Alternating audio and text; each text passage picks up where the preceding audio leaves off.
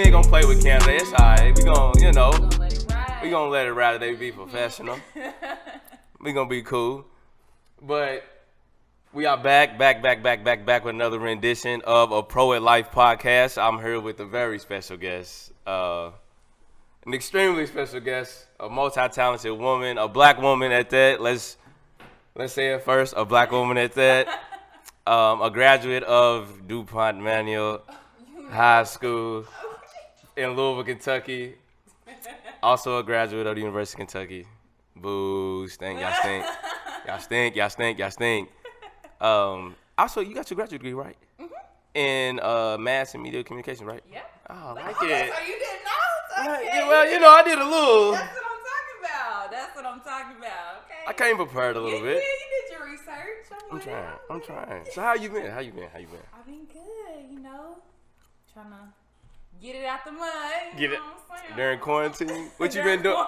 What you been doing in quarantine? How you been keeping busy? Listen, I'm telling you, I had like a week where I was doing nothing, and I drove myself crazy, and I was like, nah, that's not gonna work. We just need to be outside. I just need to like do stuff. I don't know what do they call that, like type A. Like I just gotta be doing something. I think I'm the same exact way because I feel like I get my most serenity. People say this is weird. I get my most serenity being behind the wheel, driving the car. It's it's weird. I love being in the car. But you just been staying in the house working. C5 The Beauty Hive, y'all getting money. Mm-hmm. I see y'all. Yeah. Yes. Well, really, we just basically been strategizing. You know, I was taking that week to like kind of put stuff in play for when we could open back up. Like, it was really a blow to us, really, because we had just opened up. I seen that. It was rolling, okay? We was like, we in here. And in Lexington, boom. right? Yes. What's the address? 169 East Reynolds Road, okay? All right? You did what I'm saying? 517, you understand? Lexington, Kentucky. Y'all better pull up on us. I got you. Okay? I'm feeling you. Tell your lady friends, tell your cousins, your sisters, your mamas. Listen, we got you. And now we do teeth whitening. Are those the lashes right there? Yeah, these. Okay. I see don't know you. if I can tell you about these just yet. I don't know. We might have to get into that later. Okay. Later on. But yes, just really trying to stay busy and prepare. I was sick, seriously. Like me and Sydney, that is a co-owner. We were just like, dang. You talking about Slim? Yeah. Okay, Slim. we going. Yeah, we going. Look, I was gonna bring her today, but she had other stuff to do. So She had what she had to do? She was in a whole shoot, and listen, we out here. Okay, just wait, it's coming. In a whole shoot? In a whole shoot. Didn't y'all just do a shoot the other week? We did. And we did another one. That one ain't dropped yet though. We just knows. It's coming. I love it. I love it. I love seeing black women work. Boy, it's something about y'all. Make them get up. It's something about y'all. Got to. So I told her I'd come hold it down for sure. Oh yeah, man. Well, Sydney, we miss you. I wish you would have came. Jesus Christ. We'll have to come back. Cause look, I'm digging this. I'm feeling this. Listen. You like what I got going on? I'm picking up what you're putting down. Yeah, you smelling what I'm selling. I love it. I love it. Okay, so tell me about DuPont Manual High School, because you're my first DuPont Manual High School guest. Other than I had Dez on here, but I really didn't ask him these questions because it was more so talking about sports and branding and stuff. But you probably need looking at that too, because they got some stuff going on. Total 360, but you know what? I've been seeing that. And like, got some stuff going on. Lee. Wait, what do y'all call him? G. Lee. Who you talking about? Deonte? Yes. Yeah, Lee. Yeah, I just call him Ohana because that's like family. But sorry if I put you out there like that, but I saw that and I follow a couple people that are in there and I was like, that looks really cool. I wonder what it's about. So I definitely have to watch that episode. Yeah, but he's a manual graduate. And I was just sitting there talking about football and whatnot, but what I really like about manual, you have a lot of people who specialize in performance arts. Mm-hmm. And if you look at it, a lot of people don't know this. There's a lot of kids from Louisville that live in California right now, and the bulk of them kids are from Manual, whether it be Tashara, Miles, Forrest, what's her name? Michaela. Jana. Jana's all over the world. I don't know where she's at right now. But it's crazy, right? Is everybody just migrated to LA? Yeah. I haven't had that calling just yet. I want to go and check it out for sure, but I kind of been drawn to like Houston, Dallas, Charlotte, just where it's really popping for black businesses right now. That's just kind of where my heart's been pulling me. But how you feel about North Carolina? I want to check it out. You know, I want to really like get into it, but I don't know. You don't know. I don't know. I'm just you stuck in between Louisville and Lexington right now. Listen. Okay, right B. Tiller. You know, mileage for real. Okay, Jesus. we're talking about mileage back and forth, but it's a little unorthodox. But we make So how was it at Manual? Just being around a lot of people that are really into arts, really taking their craft serious at an early age. Because even just going to that school is taking your craft serious, and you're thinking about doing what you want to do. How was it being around all of those people? It was very diverse. I would just say Manual really, really prepared me for college, and it was to the point where I came from Myers Middle School. It's not even a school no more. That's how we was getting down. Never heard of anybody go to Myers. Exactly. What was the mascot? Do you remember? Don't even matter. Y'all probably stunk. It's neither here nor there. You know what? I know we was always beefing with Newburgh, but I'm not even.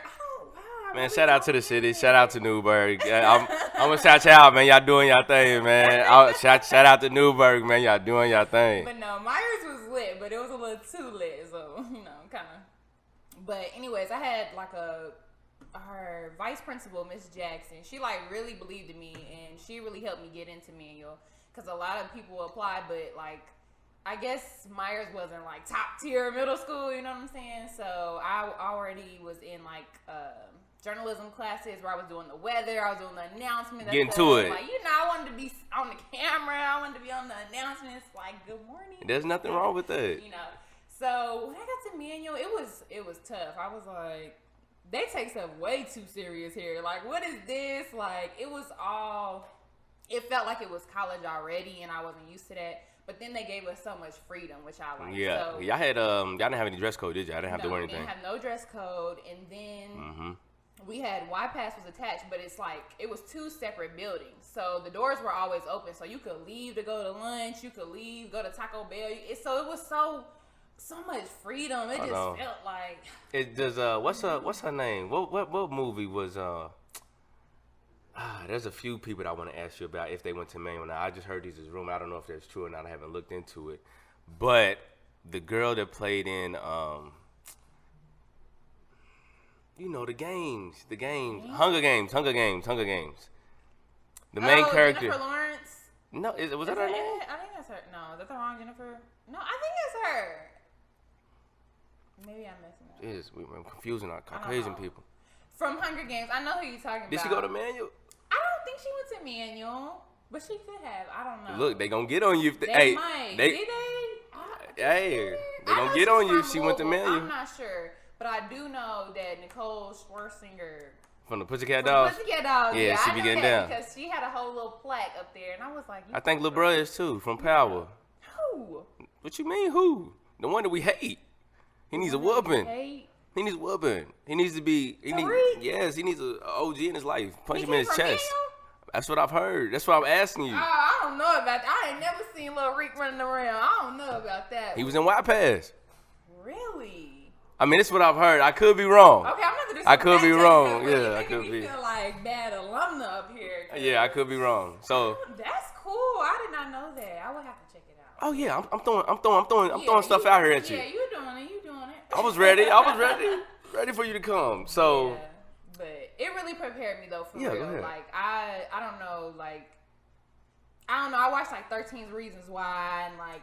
All these other Jesus Christ, too many seasons. It's a lot, but I'm looking at all these other high school shows, and I'm just like, wow, like my high school experience was not like that. Like it was so lit because everybody was just free to be themselves. Like there wasn't much bullying. Like Manual didn't have no tolerance for fighting, so we really didn't have none of that stuff. But it was just like pockets of people, and everybody like kind of got along, you know, like.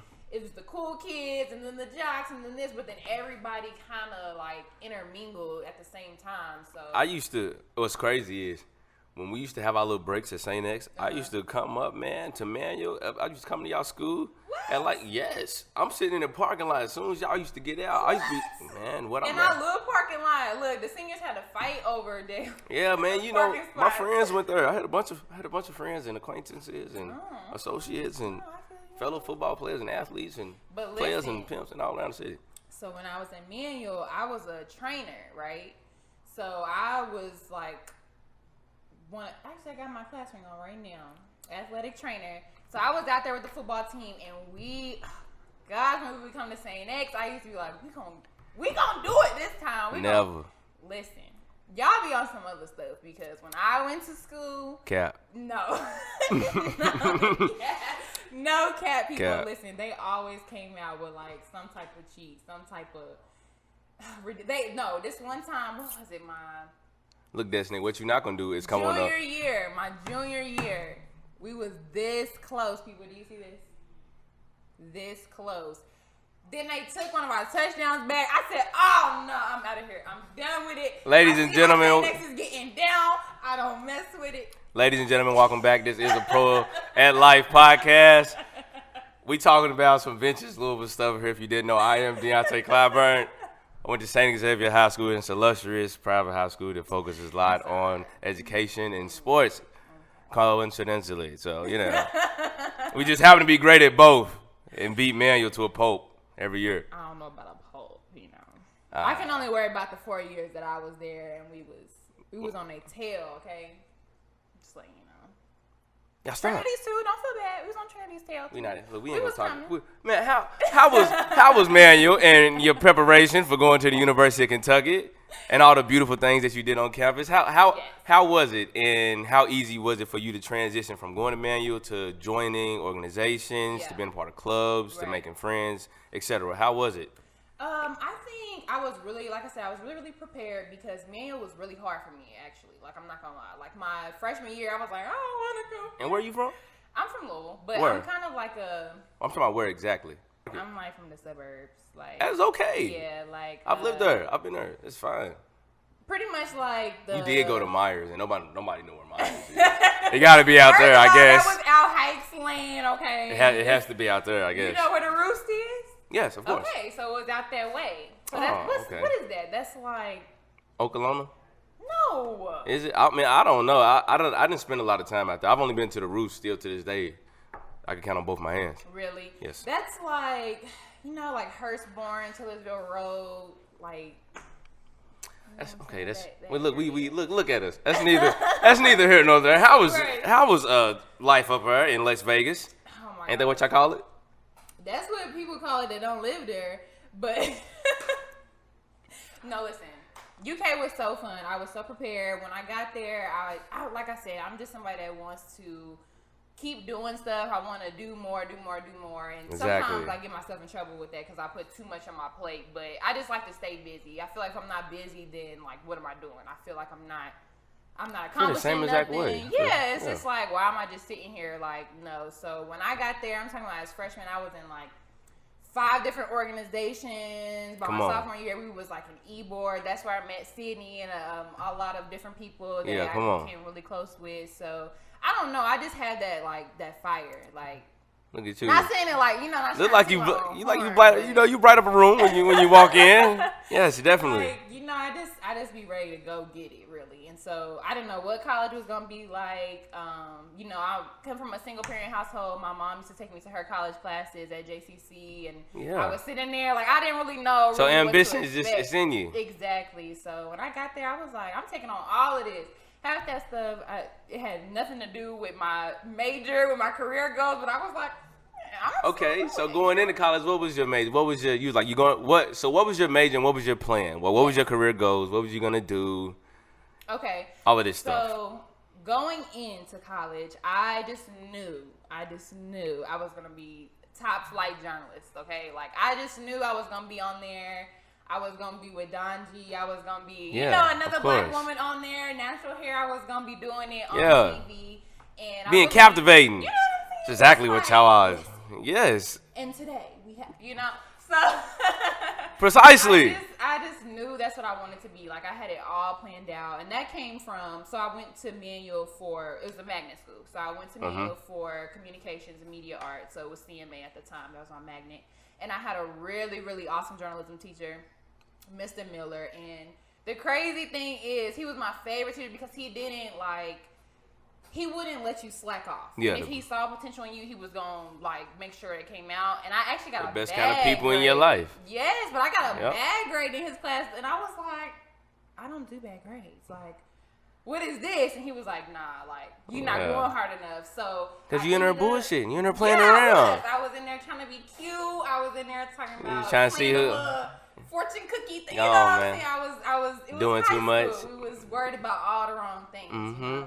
So he was kind of like, he gave me that wake up call, like, nah, if you're serious about this, I'm gonna make sure you know what you're doing. So after that, I was like, wow, I fell in love with it. It felt like the one true, like, I don't know.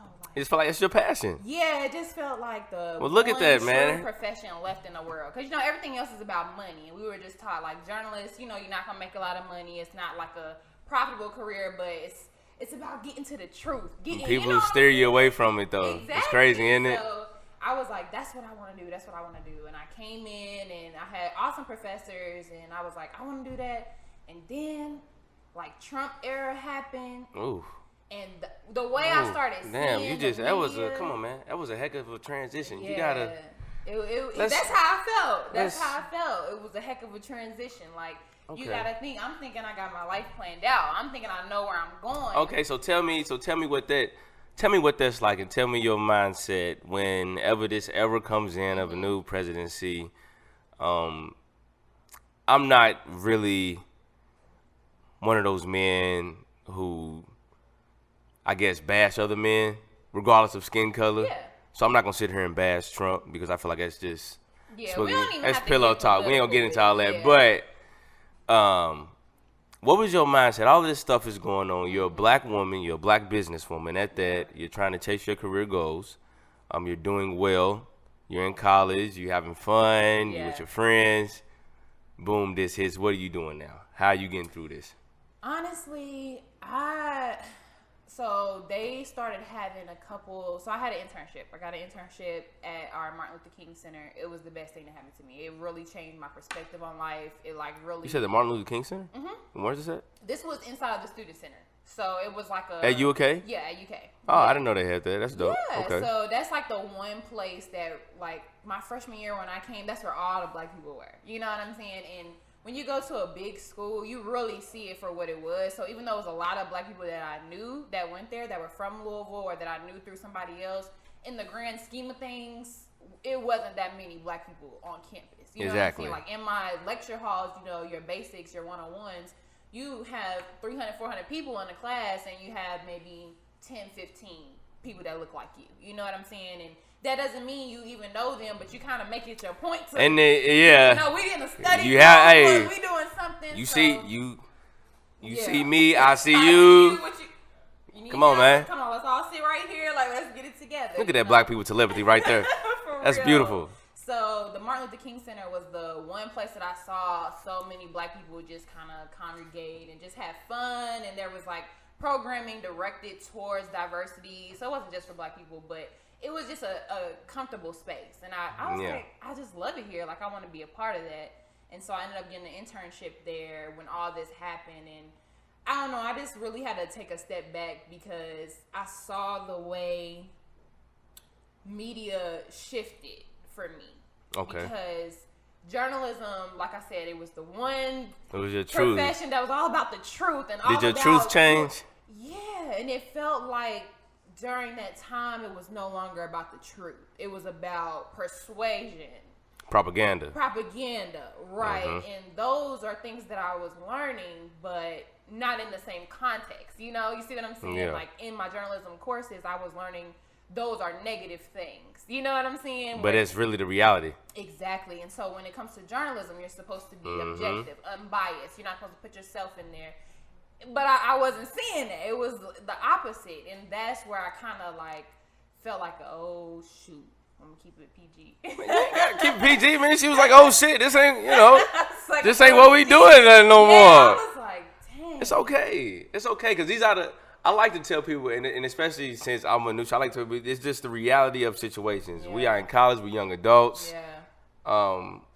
A lot of people feel like when you go to college, you have it figured out once you graduate. Yeah, you think. Yeah, you think you have a job as soon as you graduate. Oh man, your family's calling you graduate. Now what you doing? Right. Man, like, I feel like I'm in the same place I was before I was going to college.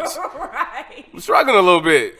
Exactly. And I think that's something that doesn't get talked about enough. Like, I feel like a lot of times people had to, like, adults, I mean, we were adults too, but in a way, we still kind of felt like we half adult now. You know what I'm saying? Like, I'm grown, but I ain't that grown. Yeah, because you don't want to give up your... Yeah, like, the freedom, the fun. Yeah, you're cool. You don't want to give it up. Like, I ain't ready to pay real bills yet. Like, I have a phone bill or something, like. But we have to. Yeah. So, I don't know. I definitely saw that shift, and that kind of took me away from that. Like, because that was my love for it, was that it was so honest, it was so pure. And then when I was seeing that it really wasn't happening like that, it was kind of like shattering to me. So with that internship, basically, I was a programming intern, so I was doing events. And that's where I found my love. Like, I've always had an affinity for Black people, but it was like throwing these events for people to have a safe space to come and talk about, man, I was in class today, and a white professor said this, and I was fired. And they was coming, they was coming to talk to you. They was coming talking to me, and they was coming like we had a forum for that. Like, people could come to Martin Luther King Center. It wasn't no judgment. They wasn't gonna tell nobody. You know what I'm saying? It wasn't gonna call. And how you people, feeling? like, So how you feeling right now? You're a mentor. You're a mentor on University of Kentucky's campus. You're a Black woman. I never really thought of it like that. Yeah, so think about like it. Mentor. You're a mentor on University of Kentucky's campus. You're a Black woman who's getting her graduate degree, and kids are coming in with the security in you to tell them exactly how they feel about a racist situation that happened in class. That's big, and that says a lot about your character. Yeah, I mean, it was crazy. Like, we even taught some of the staff members. I'm talking about professors. I'm talking about... They would they be in there helping y'all, or what they doing? Yeah, they would. So the people that were over us would help us, but they took us through this like unconscious bias training, and then we ended up teaching like professors and teaching administrators, like, you have biases and your students can tell. When they got their hand raised and they know this answer, and you keep clicking on Sean or. Do you think you think it's more so geared towards unawareness, or just how can I explain it other than being unaware? Just what's the language I'm looking for? I can't even. Unaware and more so just oblivious. Yeah. That's what I'm looking for. Just oblivious to what the reality of some situations is. I get tired of having to explain the same bullshit to people, man. I'm not trying to explain this to you in 2020. That's where I'm at with it now. In college, I wasn't there yet. I still, like, I have a really, really big heart, and I really try. Like, I don't like giving up on people because I wouldn't want nobody to give up on me. Exactly. So in college, I was very much so like, no, like, pay attention, like, you think what you're saying, this didn't offend, but it did. It offended half your class, but they didn't have, they didn't want to say nothing to you because what was that going to solve? And they're coming into me, venting to me, and I'm like, wow, I can't believe they did that. Like, you're right. You got the right to be mad. But it was more so like a learning experience, and it really did. It was kind of cool. It was kind of weird, but kind of cool at the same time, because it's like, at the time, I'm still a student. Like, I'm not a professor. I was doing, what's it called? I was a teacher's assistant. So I had... young TA. I was a TA, you know what I'm saying? So it wasn't my class, but I had some type of... Control, some type of power there, and with students that were maybe a year or 2 years younger than me. So there was a lot of power shift going on right there, but I'm not like a sharky person. Like, even now with my business, I'm not like, I'm the boss, you're the employee, like, I like to be on the same like wavelength with people. I think that's a beautiful way to be with your staff. Yeah. In general, when I with your staff, with your peers. Right, exactly. You don't never want to feel like you're just bossing your peers around. Right, exactly, because who am I to boss you around? But what I can do is show you the things that I've learned and show you how to maneuver in a system that I've been in now for 4 years. You know what I'm saying? Yeah. So this is all in the internship in the Martin Luther King. Yes. Okay. So what happened is I got my internship my sophomore year. And they just kept rehiring me, so I stayed throughout. So I was in school for 5 years. I did a fast track to get my master's, so I didn't have to do it in like multiple years. So I did my 4 undergrad, and then my senior year, I was taking grad classes so I could knock out a year basically during my senior year. And so I got my master's the year after.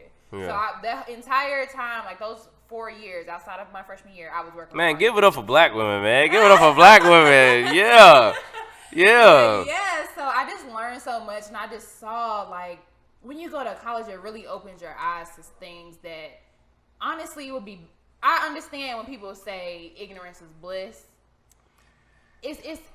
But it just feels a little bit like irresponsible. Yes, as a black woman, to be ignorant to the things that are going on. You know what I'm saying? I totally understand it, and I'm not judging anybody that would like to just stay out of it because I get it. Like it's thick out here. You know what I'm saying? It's heavy. Like the stuff we have to go through.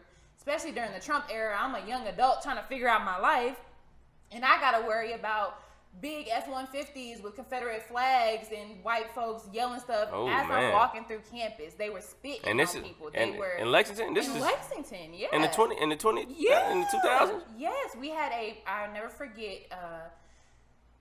My organization that I was in was the Elite List, and I ended up taking that over. But at the time, y'all was Was it the library that you guys was in? Yes. So we did a die-in. So it was similar to a sit-in, but a die-in is we just laid there. This is when like Snapchat had first this was Snapchat first got high a little bit. Yes.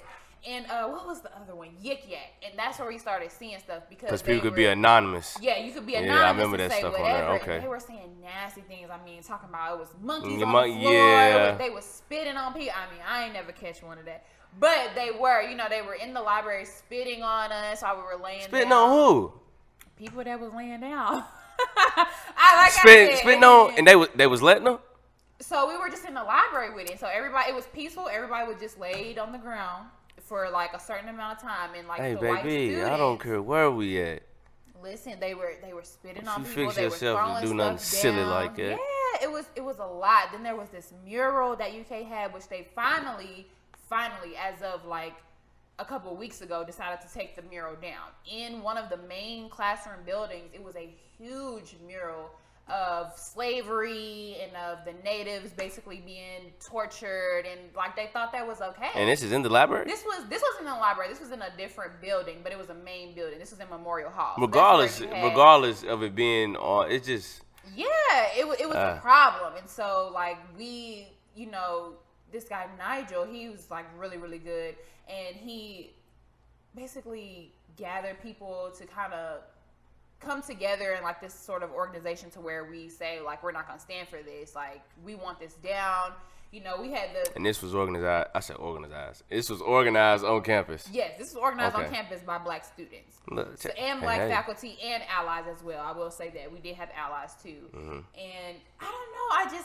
I guess I never imagined my college experience would be so much about race and so much about, I don't know, like the sticky stuff you see on TV. I wasn't thinking that. I'm thinking party, which I did a lot of. Don't get me wrong. We had fun. We had a ball. College was a great time. Las Vegas. Let's go. But it really opened my eyes to like, oh, this is how the world works. And then what is my position as a black woman in it, about to graduate? It's interesting being right in the midst of it, isn't it? Yeah. And you have to think about it because you just, in your mind, you just a girl who grew up in Louisville. For real, I'm just like, you went to University of Kentucky. I'm with my mama. Okay, I'm out here having fun. I'm meeting people. And then you realize, like, wow, I'm really a full-fledged black young woman. Yeah. And what does that mean? What is forward? And that's hard to grasp, because what that means is some of the dreams you have and some of the avenues that you think, oh, if I just do the right things, I'm gonna get there.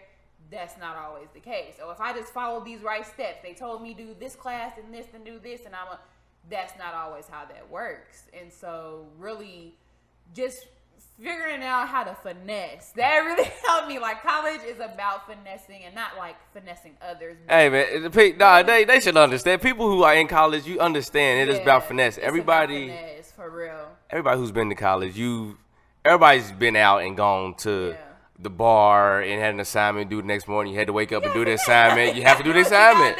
Everybody, from your governors to your basketball players to your scientists, everybody. Yeah, for sure. And so outside of just the regular college situation, just being like in a time where we didn't really know what was going on, when it was cool to be a neo-Nazi. Now, you know, you grow up and you're taught that Nazis are evil, they're bad. Look what happened in Germany. And then why isn't it taught on the other? Of course, we don't know a lot about what was going on here. But then we get to a point where it's neo-Nazis popping up, and it's cool. And that was weird to me because I'm And this is on University of Kentucky's campus? Yeah. And this is when the UVA was happening, where they were, you know, what they had, like the tiki torches. Do you remember that? It was like a huge group of like white students. Oh, you talking about in Virginia? Yeah. Oh, yes. Buddy was on. I seen that man's picture. That time he on the little white polo with and it was a lot of them. It was like students that are, because I feel like we think that like these ideals will go away once the old people die off. You know what I'm saying? Once the older generations, but it wasn't though, because it's people our age too. That's nuts though, right? Because you don't grow up hating. I've had 1,000 white best friends growing up. Me too. It's crazy, right? It's insane. It's insane. It's definitely it's a learned behavior for sure. You don't just grow up hating people. Like, you have to hear that, you have to see that, you have to, you have to convince yourself that you are above someone. And how you do that, I don't know, because man, isn't it crazy how as a people, as a black man, as a black woman sitting right here, we have inherently just took the ability to survive. Yeah. So whenever we see the police, we know how to get out the way, or we know how to say the right things or do the right things, or just as a culture, we've molded ourselves without even thinking about it. Yeah. Because it's instilled in us how we've been raised. Right. So how is your mindset, and how you dealing with that? Y'all doing you said not a dine-in. Is that? I don't want to call it a dine-in because you're not at a diner, but a sit-in at a library. It was like a die-in, as if we were like, die-in. Yeah, like if we died, like we were laying on the ground. Okay. You know, I don't know. Well, what, like, how you? So what? This is the school you're graduating from. Yeah. That's your memory. Yeah. What you just told me, but you're also a graduate from this school. Yeah. How is that?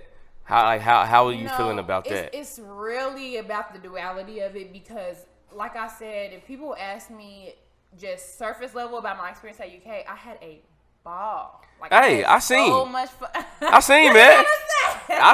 Y'all was out there having a ball, man. You know, I don't know how we had all this magical money, probably that refund check, but we was at the mall every weekend, at the party man, Wednesday C5 was through getting Sunday. to it. You hear me? What I'm saying? We was making friends. We was making good connections with colleagues, like, in different organizations. I had an amazing time. Shout out to C5, man. Y'all some hustlers, man. Shout out to y'all. Had an amazing time at the same time of dealing with all of that, you know? So it got to a point, I believe, my junior year, where they ended up having like black counselors set up around the student center. And at the time, the student center was no more. They had tore it down. So they were a whole bunch of separate buildings. It was crazy. They put the student center back up now. It's beautiful, but of course, it was a weird time for everybody, because like there was all this construction on campus. It was all this stuff, and so they ended up putting in these counselors, like I said, where you could just go in for like 30-minute sessions. And I mean, being a black person that comes from people of faith, like, counseling is not, pray. Yeah, you pray about it, and you pray. You go sleep. Pray. Thug it out, and you pray about it, and that's gonna be taken care of. And I mean, there's nothing wrong with that. But sometimes you gotta get it out, because when you stuck with all of that all the time, and then it's weighing on you.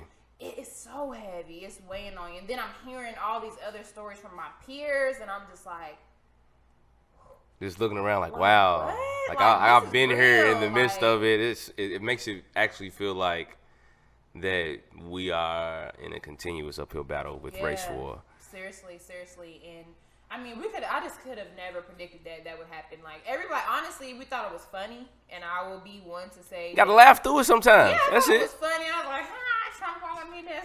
What in the world? Like, I'm about to run next. I'm next. Who got next? And it was funny until it wasn't funny. You know what I'm saying? It's funny to your president's on Twitter making jokes just like you making jokes, isn't it? Yeah, and it was like. Not saying that he can't, but. And, you got to think about it. During that time, that was the first election that I could vote in. I didn't get to vote for Obama. Like, especially first term, we was in what, I don't know. Like, man, what's crazy is I remember going out in middle school. We had this guy. It was one of my teachers. Side note, I'm sorry. You're fine. In middle school, we had this guy. He was on the campaign for Obama, man. He was one of my teachers at Nativity Academy on East Liberty Street in Louisville, Kentucky. He took us out, man, and had us all on the Obama campaign, seeing everybody going. It was crazy. I couldn't vote, but I just to see the atmosphere. I was like, wow, okay, this is kind of cool.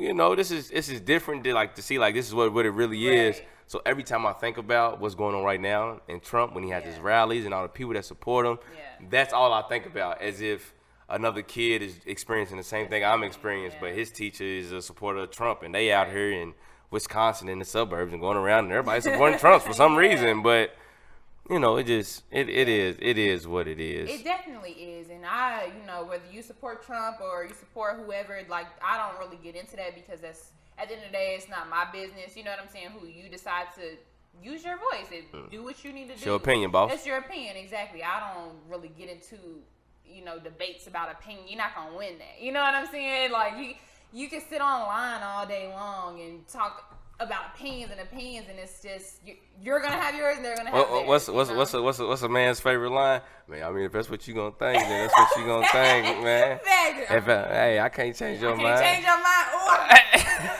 I can't. Be ready to get you.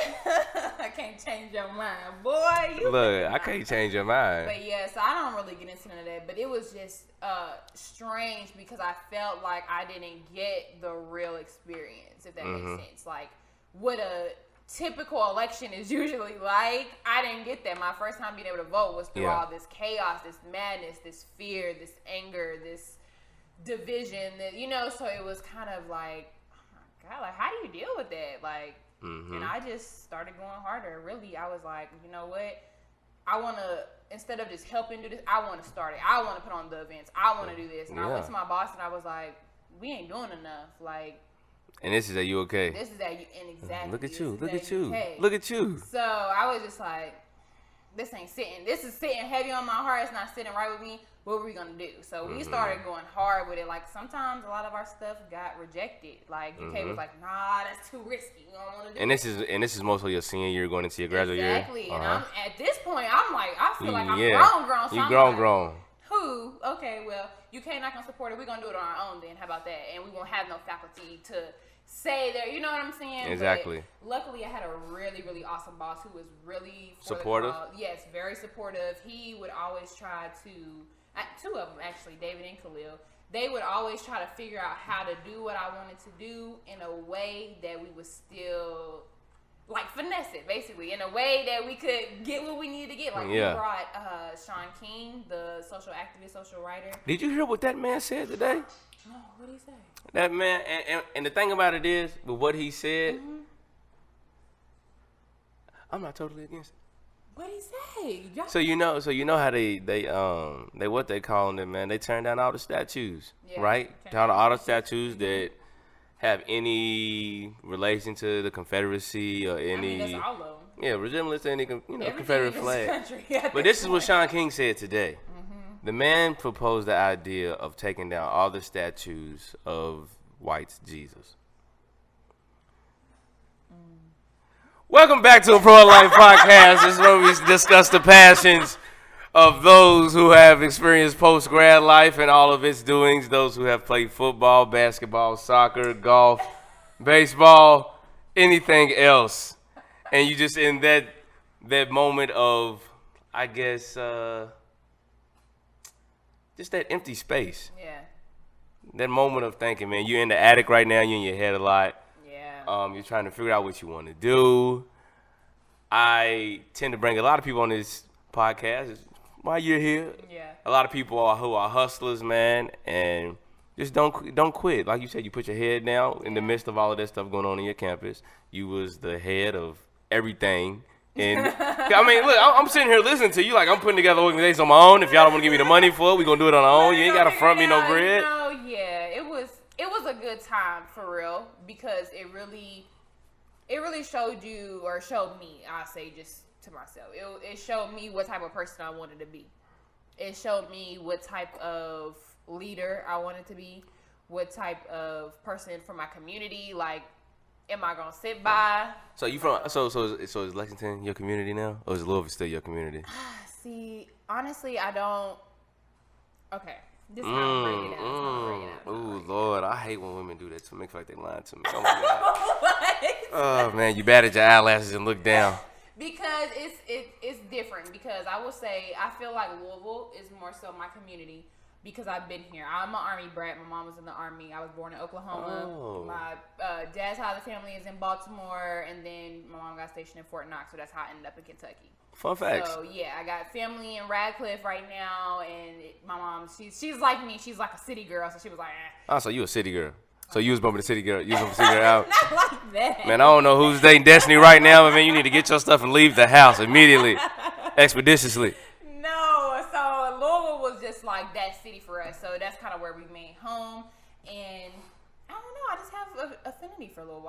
I love it. I've been here, you know. I do want to go out and see the world, but I'm always going to love Louisville. This is where, you know how it is in Louisville. If you go to high school in Louisville, you from Louisville because we like the only city where. It's Louisville, baby. It's Louisville, facts. And we're the only city where the first question is, what high school you went to? That's important, okay? That is important. That tells us a lot about what is. Not what about to be like. Well, not what elementary school Myers. I'm done throwing jokes. Don't give me a face. Take that one out. Look, now she won't cut it. Nah, man, I had to throw a little, you know. Middle school, but it's okay. Oh, look, I didn't even know. Yeah. I don't think anybody knows. Yes, they do. People went there. Man, hold on, let me see. Didn't nobody go to Myers? Nobody know people that went to Myers. You just don't know that they went to Myers. And nobody went to Myers like nobody go to that Indies on Dixie.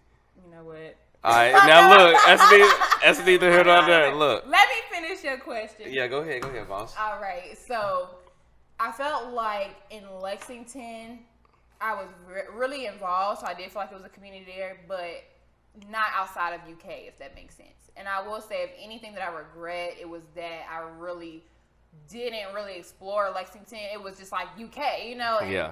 And I will say Lexington is a lot smaller than Louisville, and it feels to me very much so like a college town. So if you're not into agriculture or, you know, racing horses, it's UK, you know? And so Yeah, exactly. Once I graduated, I had to kind of figure that out.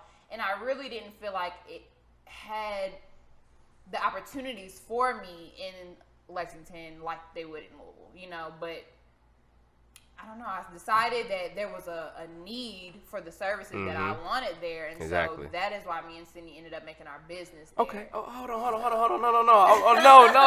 No. Don't just go into the business after answering my question. We got to bring the business in right. Okay. Fresh from the streets of Lexington, Kentucky, I bring to you C5 The Beauty Hive. Oh, yeah. I'm sitting here with one of the founders herself. None other than Gotti, Destiny. Miss Destiny. Shout out to Sydney. Slim, I see you out there in Lexington. But how was that? So you guys, how did y'all come up with the plan? Where did the inspiration come from? Y'all black women. Y'all in Lexington, Kentucky. Right. Young black business women. You guys are in a building. Yeah. I see y'all have a lot of merch. Yeah. This is the second shirt I've seen. I mean, I'm looking for my shirt. I want the one with the yellow joint, man. Think about bringing them joints back. I swear. I'm a word. Okay. I promise you I'm a word. It's unisex. This is one thing I want to say about my business. Okay, here we go. Okay, we do lashes, but so it is a little bit, it's more geared to women, but we are offering more services every day that is like more inclusive to men as well. Like teeth whitening, everybody can go get their teeth whitened. You know, course. Like don't think you can't like support or show up or whatever because it's a girly business. No. That's not what it is. I mean, it is female owned and operated, you know what I'm saying? Like we're serious about that. but it's for everybody. Like, yeah, you gotta let I just gotta let some of the men know that cleanliness is next to godliness. That's it. Let me tell you, brothers. Okay. That's it. Y'all just gotta smell good and look good for them. You trying to hit on girls with dirt up under your nails? It's not gonna work. Oh wow. It's not gonna work. Oh, let me hide my nails because I haven't got them done. You need to get it. Listen, ain't nothing wrong with a little manicure. Well, I haven't had to use them, so I feel you, but I am in the streets all day touching money and moving around a lot. So and that's good. But what I'm saying is, don't feel like it's not manly to take care of yourself. Okay. I think that's something people should explore, like to whatever level you're comfortable with, of course. But why can't a man go get a man need a massage sometimes? Y'all are hard workers. Y'all need that stuff. A man could get a facial, a beard massage, like Happy Father's Day. Represent. For sure. Why you stop? You supposed to keep going. For the father, you supposed to keep going, man. We do this, we do that, man. Yes, y'all are hard workers. Look, y'all tear us a bit on Twitter. I tell y'all what. Y'all don't get us. Sometimes y'all be having it all, but listen, we love, and value strong black men, especially. Yes. The world tears y'all down every second they get. Like, here we go. Black women, we are the ones. Okay, we gonna stand up for y'all every time. You understand? Yes. Take your roses. We gonna give them to you because y'all are loved, y'all are valued, y'all are essential to the black family. Look at it, That's just what it is. Okay. We off the black man. I just had to make sure we was getting some love in here today. Jesus Christ. Okay, so C5 The Beauty Hive. Where did the inspiration come from? I know. Actually, where did C5 come from? I've always this is a funny story, wondered about this C5. Yes. What is that? What is that? So check this out. So freshman year, it's really weird how it worked out. It was a group of us. It was 5 girls, and it was like most of us didn't know each other, but like me and one girl was best friends, and then her cousin came, and then her cousin had a roommate, and then her roommate knew another girl, and so we were just kind of like, we don't know nobody. Like, we all found each other. Let's just start hanging out. At least been with each other every day, right? Ever since through K-Week, at least through all that stuff, just so we could have somebody that we could talk to. We all was black women. We were trying to figure stuff out. What is this? What's this party? What's this? Look at So y'all. we a lot of us didn't really know each other that well, but it was like, oh, they cool people. We done been to all the K-Week events, the crunkness, the everything. By the way, I won the crunkness. Do y'all hear this about? Smyrna. Yeah, y'all hear this? I won the Smyrna contest. That crunkness. Y'all hear this about UK, man? Y'all hear this about UK? Yes. It's all this. Look at them putting on for UK. This is all the events that they have in UK. This is why they call it Lex Vegas. Y'all hear this? It was fun. It was fun. And then we ended up meeting some folks, some guys that were like, kind of took us under their wings as like big brothers almost, and they kind of showed us, they were there for a while. They kind of showed us like, this is where the black people hang out here. These are the parties. These are this. These are this. Exactly. And so we just started hanging out together, and that's when, like you said, Snapchat and all that was coming out. So we were always on our phones. Y'all couldn't get away from each other then. I'm talking about every 5 minutes. We were like, oh, we got to post it. We got to do this. We got to take a picture. So they ended up calling us the Conceited 5. And we ain't like that. We was like... So that's where this came from. Nah, hold on, though. So we was like, conceited? Nah, we just having a good time together. We know we look good. We not conceited. We just having fun experiences we like to document. So we ended up taking that and making it our own. And we came up with 5 C's to describe us. Oh, this is interesting. All okay, right. So give it to us. Let me see if I can remember. Okay. We had classy. Okay. Boozy, Charismatic. ratchet. My bad. No, classy. I thought that's what we was doing. Charismatic. Chic. Chic. Yes, because we all had like our own little style. Like when we stepped out, you knew it was girls. Look at y'all. Y'all really came up with this chic. That's a heck of a word right there. Okay. Confident. We was very confident. Like, I mean, at this time, I cut all my hair off. I didn't have no hair. You said chic, confident, charismatic, classy. One more. What was it? You said you cut all your hair off. Oh Lord. Yes. I love the balls, man. Let's talk about the 5. Yes. I get this. Yes. The C.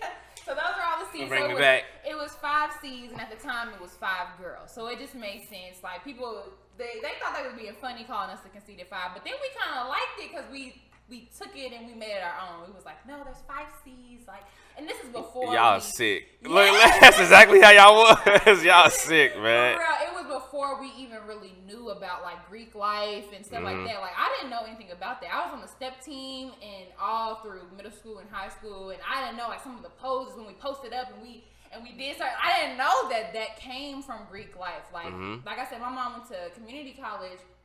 So I had no exposure to that. Exactly. Like, there wasn't really a lot of people in my family that went to college. So I didn't know nothing about Greek life. I was like, oh, what's that? So you found having a group of girls. It was your girls. This is C5. This is my group.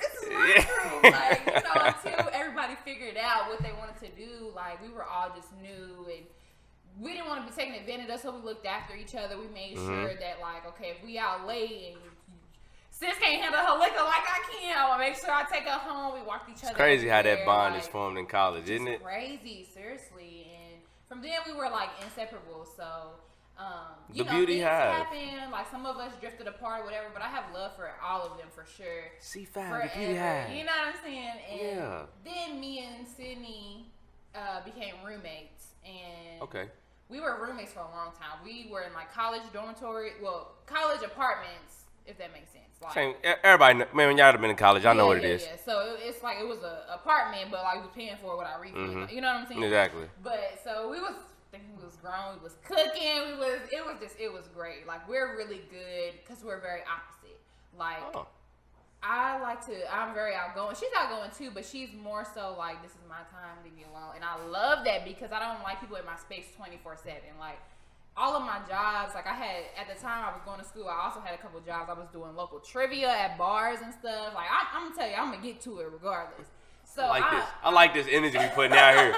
Like this. Look at that DuPont manual hustle spirit in her. So I'm like literally entertaining people 24/7, like all throughout the day, through school, through orgs, through work, everything, through TA, and So we really meshed, and then we were just like, dang, at a time where all this stuff was going on, we didn't really realize how big mental health was. Okay. And how it was like, again, until you have experience with it, you don't really think about stuff like you that. don't. You never really do until you have to deal with certain things on your own and you think like, traumas and exactly. And so I think for me, like, I'm a Cancer at that. So I'm a feeler. I really feel like before it was cool to be an empath. When is your birthday?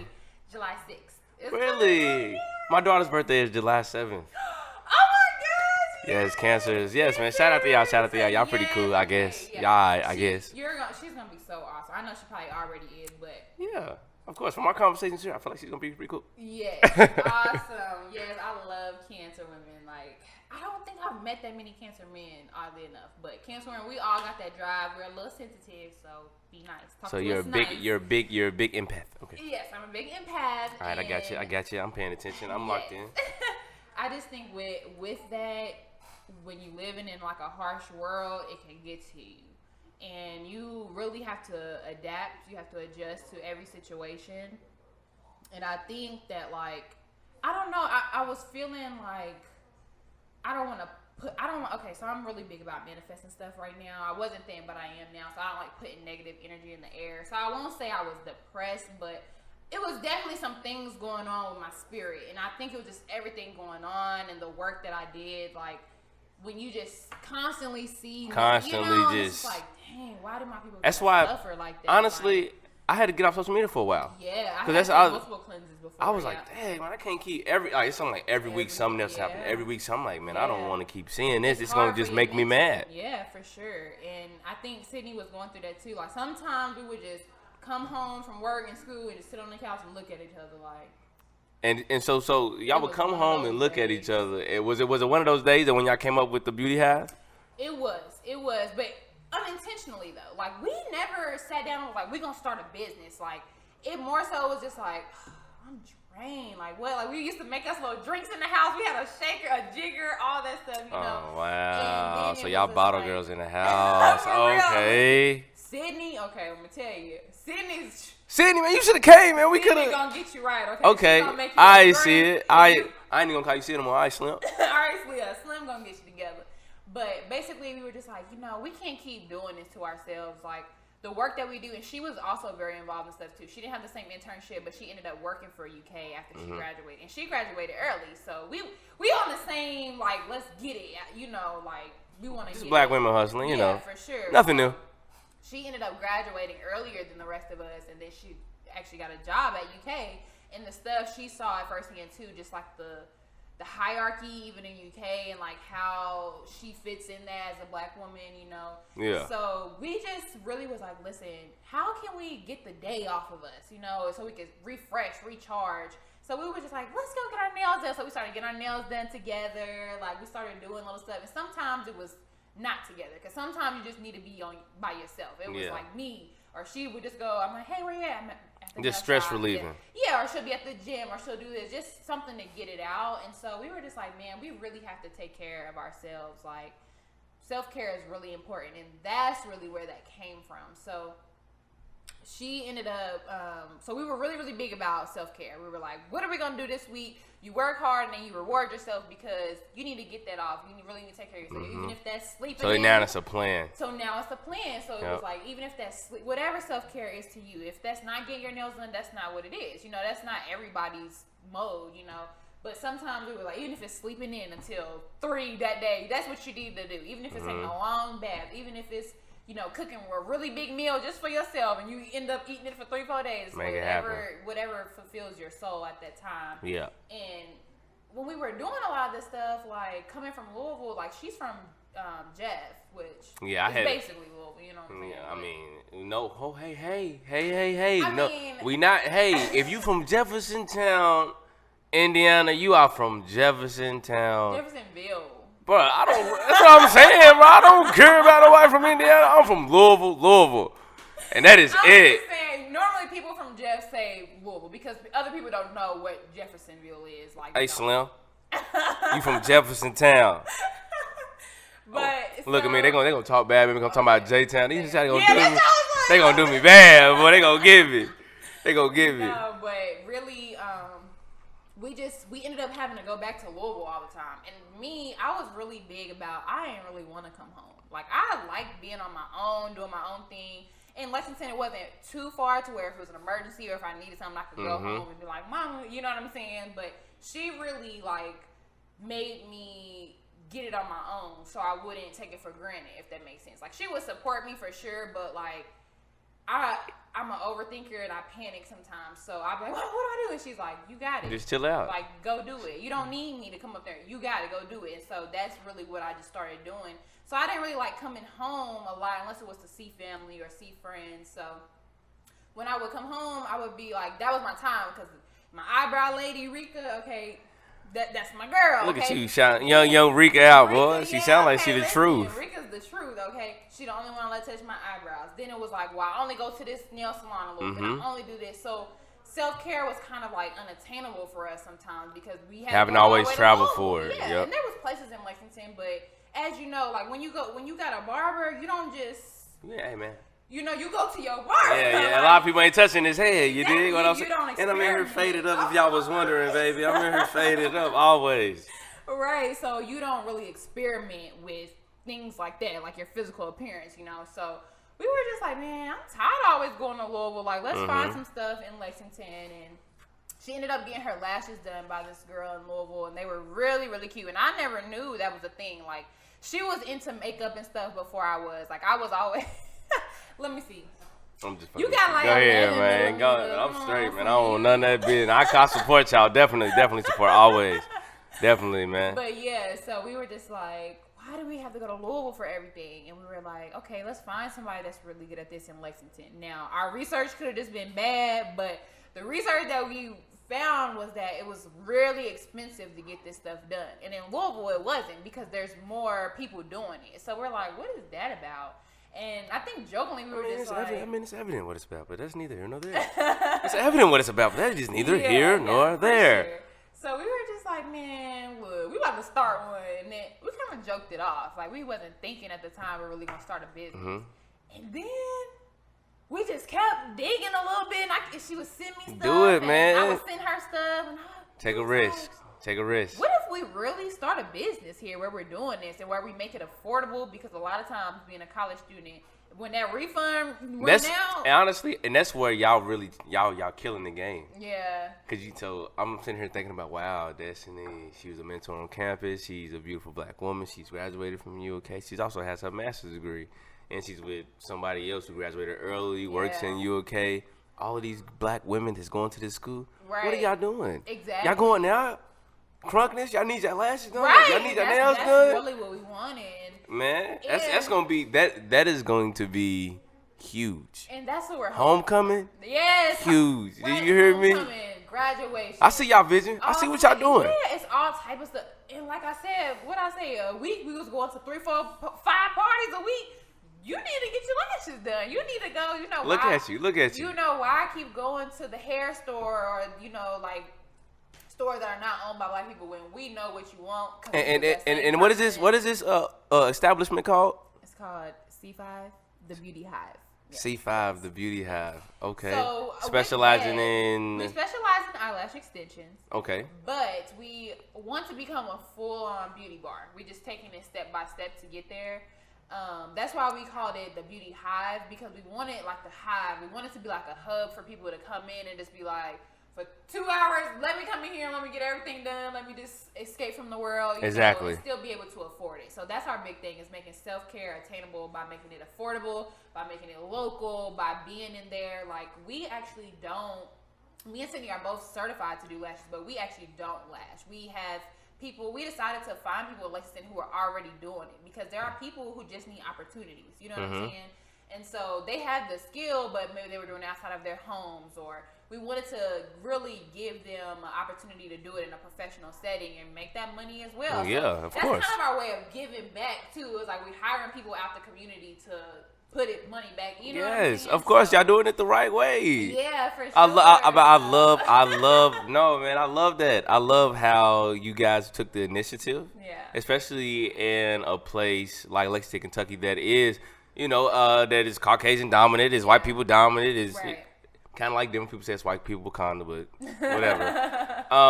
And there's nothing wrong with that. Yeah. And there's nothing wrong with getting into those spaces and trying to get that money, especially when you're trying to make a living. But I feel like it's y'all have a gold mine, because C5 The Beauty Hive, y'all on UK's campus with all these beautiful women that come to UK that like to go out. Yeah, like to look good. And we always have some kind of special, like sometimes we have 2-for-1s. Bring your homegirl in there. We had like a Valentine's Day special where it was like, fellas, y'all know what to get your girl. Get her a little gift card. Let her come in and spend her money how she want to spend it. You know what I'm saying? Look, fellas. Look, you go to UK, you go to University of Kentucky, you playing football, whether you playing basketball, whether it's intramural or you're playing kickball, whatever is your cup of tea, your lady, she likes to get her nails done. She likes to get her lashes done. C5, The Beauty Hive. Ask you for it. She want to just wake up and be like, look, babe, look what I got. Look. I found this black-owned business. They do the stuff you It's love. affordable. It's affordable, guys. It is. That was our main goal, was to make it affordable. Oh, I'm good. What you got going on? Look, man, I'm good over here. I admire y'all, man, because that's definitely something that is taking off. I will say that it has taken off. But there's nothing wrong. There's nothing wrong with it. I love it. I love the flutters. That's what I call them. Yeah, the flutters. Like you gonna fly away from it. Fly away. You know, when it gets a little windy, ladies, hold on to them, okay? But outside of that, listen, we have so much that we want to do, though. Like, honestly, eyelash extensions is it's like the soil. Like, what we really want hasn't even sprouted yet. You know what I'm saying? Like, y'all planning. Y'all been sitting down. We've been really working, and honestly, I'm not afraid to share. Like, I still have a second job. Like, we're not to the point right now where that's our sole focus. I mean, it definitely is our sole focus, but we still have other bills. You know what I'm saying? You still have to get how you live. So I serve on the side just because I can have cash every day. Yeah. Like, Of course. And I know a lot of people think that, like, serving is, it's like, because I thought that at first too. I was like, how do people do it? Like, you got to deal with people. But if you're a people person, it's really easy for me anyways. And it helps support, like, the flexibility. Like, so do you think you having that job as a server helps support all of your other passions? It does, because I saw this quote and it was like, how you going to work 40 hours for somebody else's dream and 0 hours for yours. And that Hold on. Let's marinate on that for a minute right there. Let's marinate on a minute right there. I don't know who said it, but... I don't know, yeah. Whoever can find the... Yeah, let's have a moment of silence for that. Let's definitely, like, put one up there for him because I really was like, yeah, like, too many times we get caught up in, I don't have the time. I want to do this, but in the future. But honestly, we don't know what the future is for us. We don't know how long we have. We don't know. So it was like, why wait? This is what we want to do. We both got the skills. Like, she's really good with, like, the money side of things. She's good with the legal side. Those are the things that she went to school for. Oh, okay. Yes, I went to school for more communication, more event, more HR. So we fit perfectly. Like, the talents, the natural ability that I don't have, she has. And vice versa. So we really just was like, all right, we got it covered. And then we could teach each other. I do this. You just learn from each other. You learn from each other. But as of right now, like, I'm really good at this and you're really good at this. So let's stick to that. But as we're going on, we can teach each other. So now we're both good at both things. So if anything ever happens, we're going to have You're never going to fall off. You're never going to fall off. Exactly. And I feel like everybody should do that. But I wasn't cool with working 40 hours a week and then being tired and not being able to do this vision that I had. Like, why? I just spent the 5 years in school, got 2 degrees, and I just didn't want to sit there and not do something for myself. So I was like, okay, how about this? I got a job to take care of my bills right now, my car right now, everything right now, and any extra income I'm making, I'm putting that into the business. Any extra time I have is going into the business. So that really, really, like, stuck with me. Like, and there's nothing wrong with having a 9-to-5, nothing, because I had that too. Like, that was the goal. They try to get on V Smoke what she said, and I feel like the video was taken out of context. Yeah. But there's nothing wrong with it. There's definitely nothing wrong with it having 9-to-5. You gotta think the way that they prepare you for life, they prepare you for a 9-to-5. Like, you think you about to be making out of college 6 figures. Everybody think that's what's going to happen. But unfortunately, it don't happen right away. So I was just like, okay, whatever job I end up doing, I'm going to make sure I make time for my stuff, for my business. So that's the unfortunate part too. Yeah. That nobody really tells you, like, okay, well, you went to school, you said you want to do this, you said you want to do this. Well, when you graduate, you still have other passions for other things. Yeah. So to be just swamping, killing yourself, doing 20 hours of internship and another 20 hours of work for somebody, that, ain't really doing it the way you want to do it, or if you could do it better and I'm really listening to you. Facts. And I know what comes with it. I just realized that, like, it's a lot of stuff I want to do. Why do I only have to do one thing? Why limit yourself? For what? For who? I mean, I got this degree in this and I can use it, but I have other skills. I have other talents. Why can't I make money off of it? Like, I decided that I've been tall all my life. Like, now I feel like I'm like average height, but I was always taller than all the boys, like back in middle school. But check this out. This is your post grad journey, and you coming into your own. For sure, I'm coming into my own. You figuring it out. I've always been here. I want to model, so I started doing some modeling on the side. What's up? Like, I'm working with local photographers. Like, I'm not on the runway yet, but I have been. I've done fashion shows. Like, I had all this stuff lined up. You talking for into Derby, it, hey, man. All of it. So I'm fired up that Derby. You talking yourself into it. That's it. Hey, you talking yourself into it.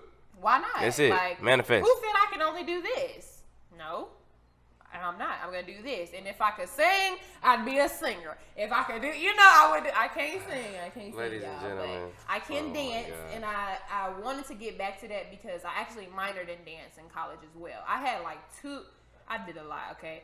But I minored in dance, and I loved it, like contemporary hip hop, everything, jazz. Ladies and gentlemen, that DuPont man, starting to jump out. Y-Pass is starting to jump out. So I was just like, I'm gonna do it all. Like, you can. Don't let people tell you that you can't do it all. Like, do whatever you want to do. And at the time, well, even still now, I don't really, like, I have my family, but I don't have anything really tying me down. So I'm like, okay, why can't I? I'm going to go here. if it takes me out of Kentucky, I'm cool with that. I'm going to go and really, like, pursue these things that make me happy. So, if y'all be like, what does she do? A little bit of everything. Yeah, a little bit of everything. A little bit of everything. I'm a creative. I like to just do. Look at this man. Look at him. Look. But look, so this has been another glorious night. Another beautiful episode with a beautiful guest. Thank you. Being Destiny. There's a few things I do want to say before we get out of here. But before saying those things, what you want to leave the people with? What you want to tell people? What you want to leave? Man, say something. Plug your stuff. Plug everything. Do it. Oh my gosh, yes. Okay, so make sure you follow us on Instagram, on Facebook at C5 The Beauty Hive. Okay, that's where you can find all of our content. We have big stuff dropping soon. So make sure y'all pay attention. Yes. You can follow me on Instagram, Twitter at youkillingthem_des. We gonna link that, right? Yeah, of course. Who you killing though? Them. Who is everybody? Everybody. Okay. All right, man. No, but really, just really, I guess I would just say, no one is you, and that is your power. I really love when people say like that's like my favorite quote, and also like really just taking what you have, the hand that you were dealt, and finessing it and making it whatever you want it to be. Like, don't ever let nobody limit you. Don't limit yourself, because a lot of times we do that too, you know. Do everything you want to do, manifest that. Speak positive energy into the air. It's no can't, it's no, but no, it's like you speak it like it already happened. It's already written. What's for you is for you. Your blessings have your name on them. So don't think something's gonna miss you because it ain't happened right now. What's for you is for your blessings got your name on it. Written on there. What's meant for destiny is gonna happen. Your blessings got your name on. I like that. I like that for the name of the episode. Your blessings got your name on it. Got your name on it. Okay, man. So, the things I was gonna say, please, if we're not doing anything in this world, arrest the people that have killed Breonna Taylor. Arrest her murderers ASAP. R.P. Mike Newby. R.P. George Floyd. And if you do not know, it has just been announced this Sunday at Cox Park in Louisville, Kentucky. Stephen Jackson. Stephen Jackson will be here. Stack, y'all do know him. Part of the podcast, All of the Smoke with Matt Barnes. He will be here on behalf of George Floyd to support everything that's been going on. This is at Cox Park. I think it's from 4:30 to 7:30. Awesome. I'm not completely sure, but yeah, man, make sure you come out, show your face, show your support, man. Do everything you're supposed to be doing. Let's keep this momentum rolling in the community. Foot on their necks. Foot on their necks. You dig what I'm saying? Hey, this is Deonte Clyburn, your host with the most, man. This is Poet Life Podcast. Devin, Daddy loves you. That's it.